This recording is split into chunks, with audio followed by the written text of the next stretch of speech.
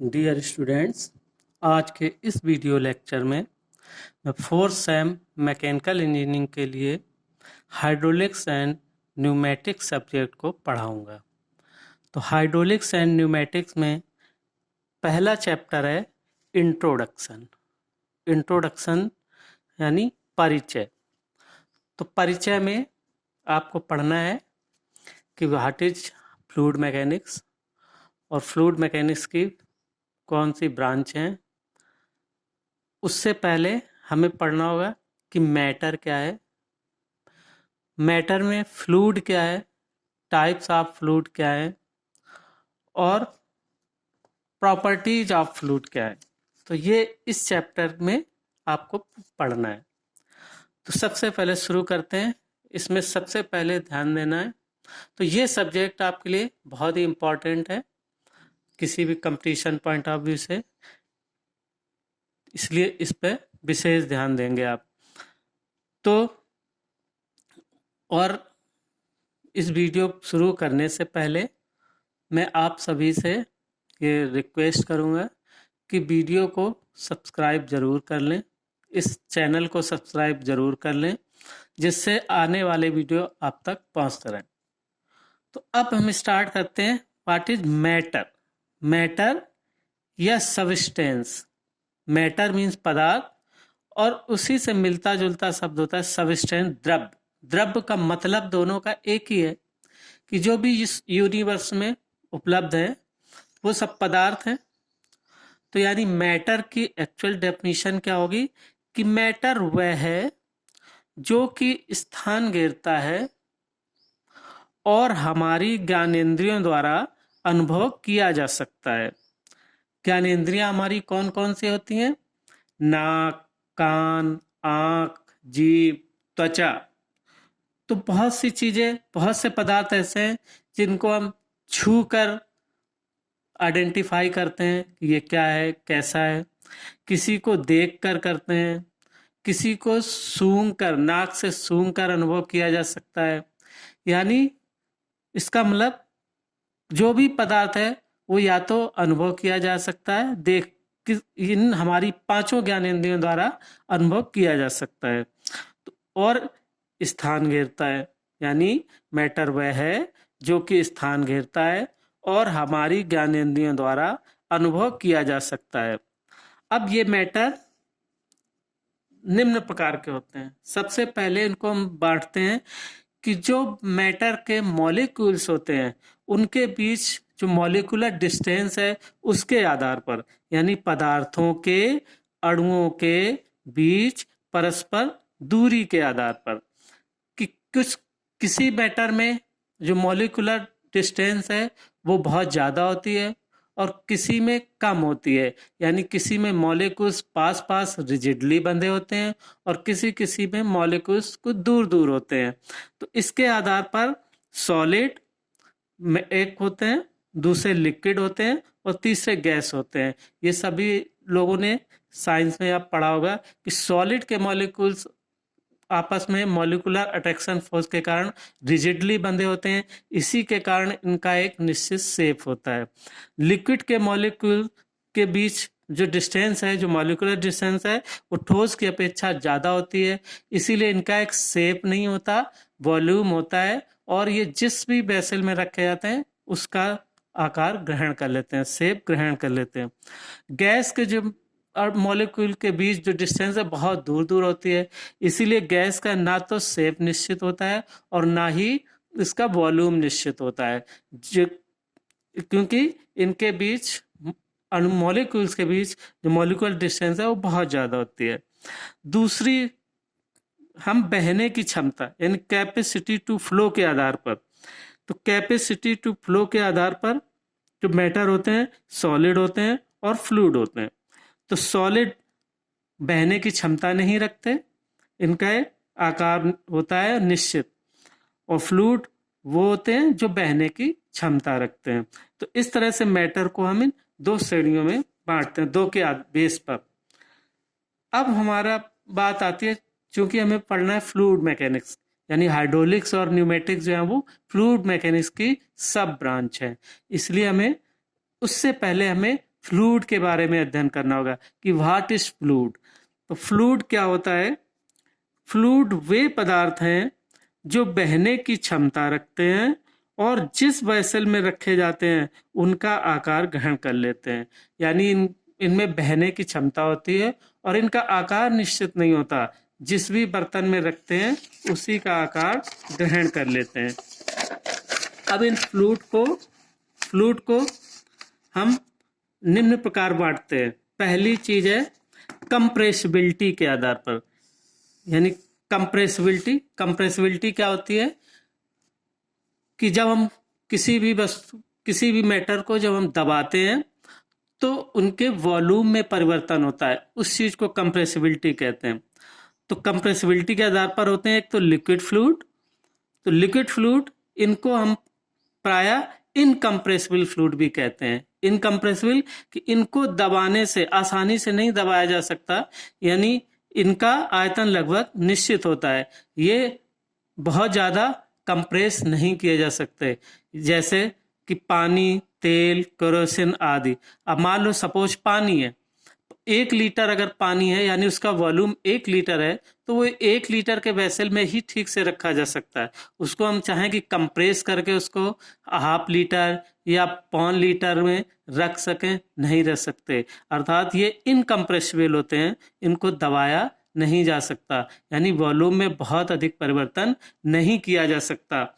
दूसरे होते हैं कंप्रेसिबल फ्लूइड, यानी गैस या वेपर्स, इनको हम कंप्रेसिबल फ्लूइड भी कहते हैं। इनको कंप्रेसिबल फ्लूइड भी कहते हैं और इनको आसानी से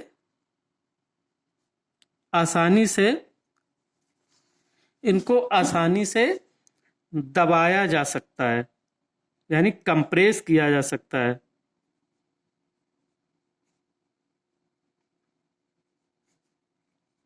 इनको आसानी से दबाया जा सकता है, यानी इनको अगर इनमें हम इनके तापमान परिवर्तन तथा इन पर तापमान परिवर्तन का अधिक प्रभाव पड़ता है। ये जिस बर्तन में रखे जाते हैं उन्हीं का आयतन व आकार ग्रहण कर लेते हैं, यानी इन पर तापमान परिवर्तन का अधिक प्रभाव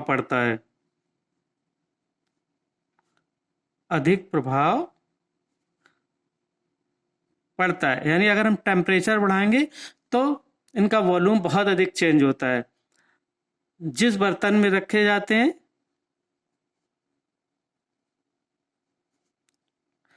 ये जिस वेसल में रखे जाते हैं उन्हीं का आयतन यानी वॉल्यूम और आकार यानी शेप ग्रहण कर लेते हैं। तो ये कहलाते हैं कंप्रेसिबल फ्लूइड, यानी इसके आधार पर जैसे वायु, वेपर, गैसेस एटसेट्रा, ये सारे कंप्रेसिबल फ्लूइड कहलाते हैं। दूसरा सैद्धांतिक तथा व्यवहारिक आधार।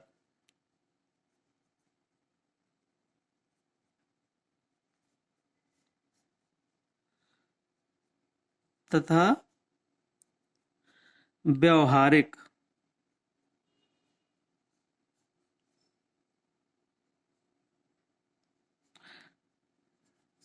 यानी इसके आधार पर, यानी प्रिंसिपली और प्रैक्टिकल, यानी on the basis of practical. तो इसके आधार पर एक कहलाते हैं आदर्श तरल, एक कहलाते हैं आदर्श तरल यानी आइडियल फ्लूइड।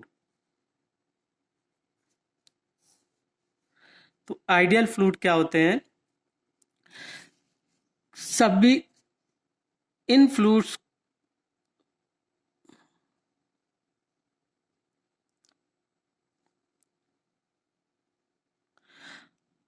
वो फ्लूइड्स वो फ्लूइड्स जो वो फ्लूइड अपने जो अपने किसी कण यानी मॉलिक्यूल कण के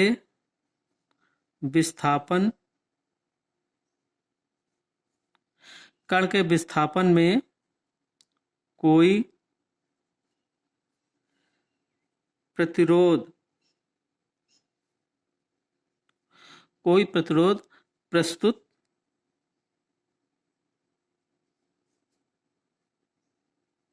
नहीं करते। यानी ऐसे फ्लूइड जो कि जब हम उनको फ्लो कराएं तो उनमें उनके जो मॉलिक्यूल्स हैं आपस में कोई भी रेजिस्टेंस डेवलप ना करें, यानी आसानी से बह सकें, बहुत आसानी से, कोई विदाउट एक्सटर्नल फोर्स ये बह सकते हैं। यानी मोस्टली ये फ्लूइड इनकम्प्रेसिबल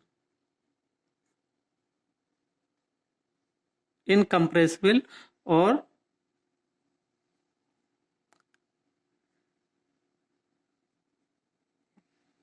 नॉन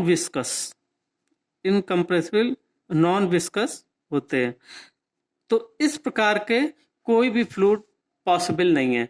ये सिर्फ माने जा सकते हैं एक सिद्धांतों को पढ़ने के लिए, प्रिंसिपल को पढ़ने के लिए, सब्जेक्ट को समझने के लिए, यानी एक बेस माने जाते हैं। बेस तो जिनकी विस्कोसिटी लगभग बहुत कम हो और जो बहुत ही कम दबाए जा सकते हो, इनकम्प्रेसिबल हो, उनको हम आइडियल फ्लूइड मान लेते हैं। ये सिर्फ माने जा सकते हैं, प्रैक्टिकली पॉसिबल नहीं होते।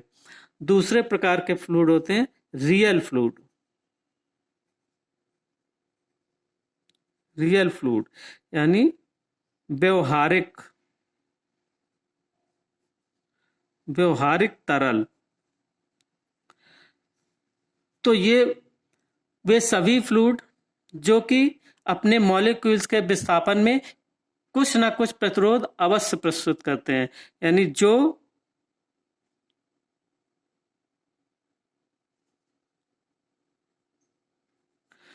किसी भी कण यानी मॉलिक्यूल के विस्थापन में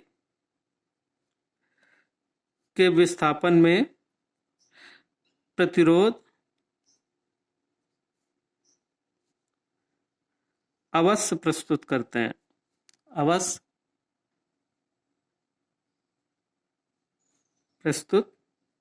हैं। रियल फ्लूइड कहलाते हैं।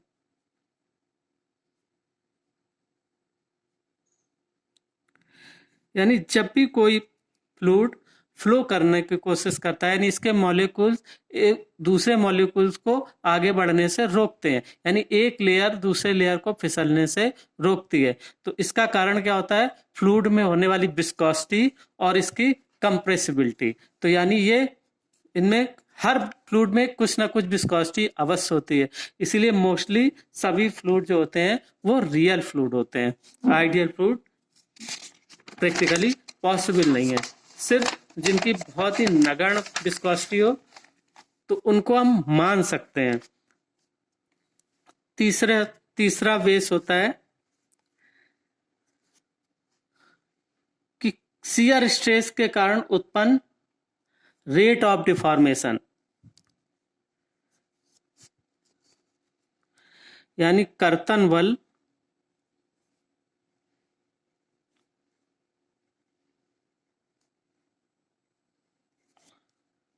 के कारण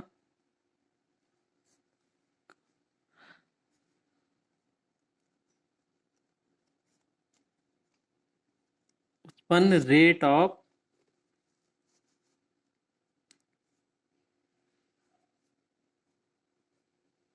rate of deformation,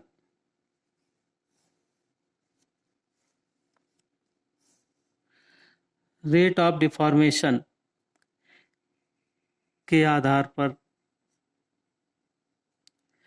rate of deformation क्या होती है कि जब एक लेयर दूसरे लेयर पर फिसलती है तो एक लेयर के मॉलिक्यूल दूसरे लेयर के मॉलिक्यूल्स का विरोध करते हैं, यानी प्रतिरोध प्रस्तुत करते हैं। तो इसके कारण उनके कॉन्टेक्ट सतह पर एक shear force, shear stress develop होती है। उसी के आधार पर उनका डिफॉर्मेशन होता है। तो इसके आधार पर फ्लूइड दो तरीके के होते हैं।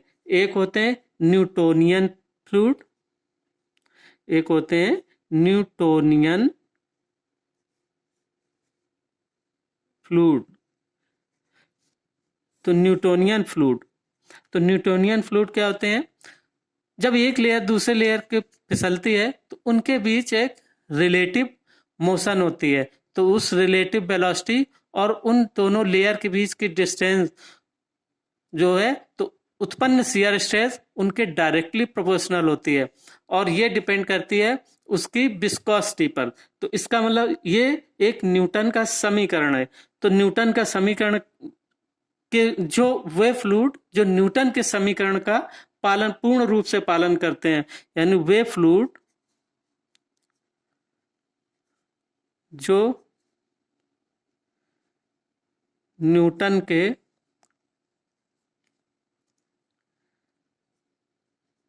श्यानता समीकरण, ये श्यानता समीकरण अभी आपको जब हम विस्कोसिटी पढ़ाएंगे, प्रॉपर्टीज ऑफ फ्लूइड का डिटेल पढ़ाएंगे, उसमें ये समीकरण समझाया जाएगा। सिंपली आप इसको ऐसे समझ लें कि tau equal to rho dv over dy, जहां पर समीकरण का पूर्ण रूप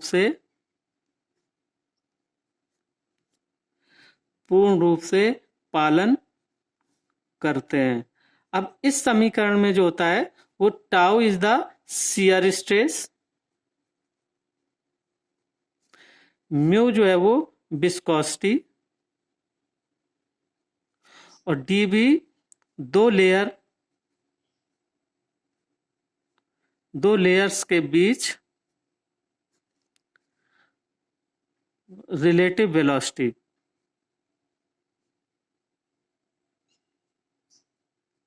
और डी वाई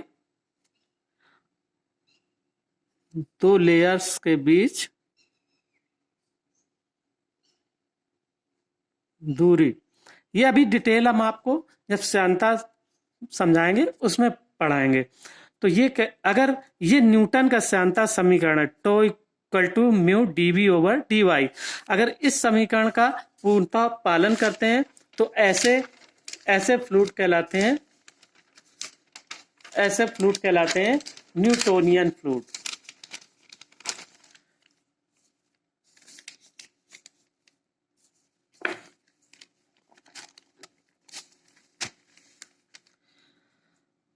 तो ऐसे इस प्रकार के तरलों, यानी इस प्रकार के जो तरल होते हैं, इस प्रकार के जो तरल होते हैं, तरलों इस प्रकार के तरलों के लिए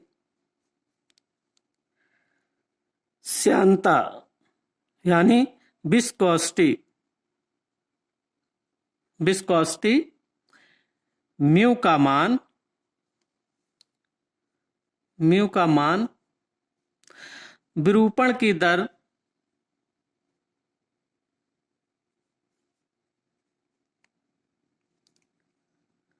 यानी रेट ऑफ डिफॉर्मेशन, विरूपण की दर, रेट ऑफ डिफॉर्मेशन के साथ साथ, यानी जैसे लेयर आगे बढ़ती है एक पीछे खींचती है तो डिफॉर्मेशन होगा। जब डिफॉर्मेशन होगा तो उसी के आधार पर लेयर आगे बढ़ पाएगी। तो उस डिफॉर्मेशन के यानी रेट ऑफ डिफॉर्मेशन के साथ चेंज नहीं, अपरिवर्तनीय रहती है।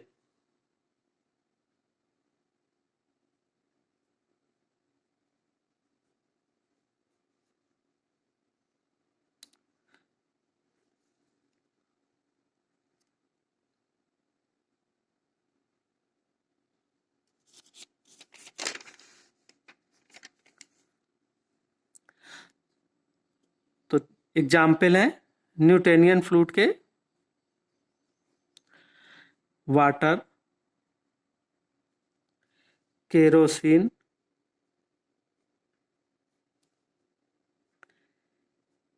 Air, etcetera. ये न्यूटोनियन फ्लूइड के एग्जाम्पल हैं। दूसरे इसमें होते हैं नॉन न्यूटोनियन फ्लूइड।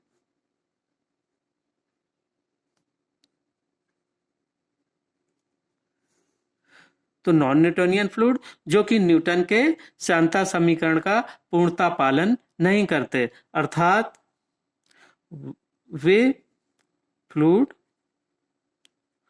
जो न्यूटन के श्यानता समीकरण, न्यूटन की श्यानता समीकरण यानी क्या होता है, tau equal to mu dv over d y का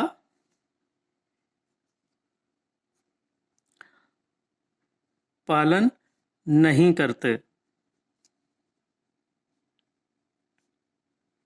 अर्थात tau is not equal to mu dv over d y. ऐसे फ्लूइड कहलाते हैं। तो एग्जाम्पल, इनके एग्जाम्पल क्या है, विभिन्न प्रकार के विलयन,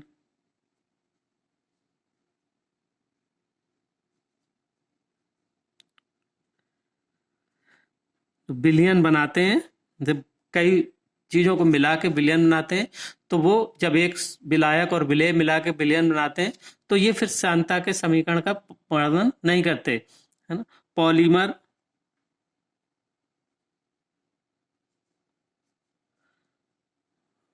रक्त यानी ब्लड, एक्सेट्रा, ये सारे नॉन न्यूटोनियन फ्लूइड्स हैं। ठीक है, तो ये आपके हो गया फ्लूइड। अब इन फ्लूइड की प्रॉपर्टीज हम डिस्कस करेंगे। यानी अब क्या डिस्कस करेंगे, प्रॉपर्टीज ऑफ फ्लूइड, क्योंकि हर फ्लूइड की प्रॉपर्टी अलग अलग होती है। तो इन प्रॉपर्टीज ऑफ फ्लूइड का अध्ययन करेंगे, उसी के आधार पर हम इनके हाइड्रोलिक्स के विभिन्न जो इक्विपमेंट हैं या जो भी हाइड्रोलिक्स से रिलेटेड प्रिंसिपल पर आधारित जो भी मशीन है, उनमें हम वो फ्लूइड सेलेक्ट करेंगे। या किसी फ्लूइड की हमें जो भी उसके बारे में, उसकी मैकेनिक्स के बारे में अध्ययन करना है, तो जब तक हम उनकी प्रॉपर्टी